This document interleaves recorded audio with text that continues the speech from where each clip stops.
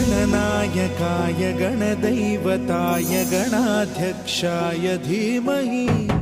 गुणशरीराय गुणमण्डिताय गुणेशानाय धीमहि गुणातीताय गुणाधीशाय गुणप्रविष्टाय धीमहि एकदन्ताय वक्रतुण्डाय गौरीतनयाय धीमहि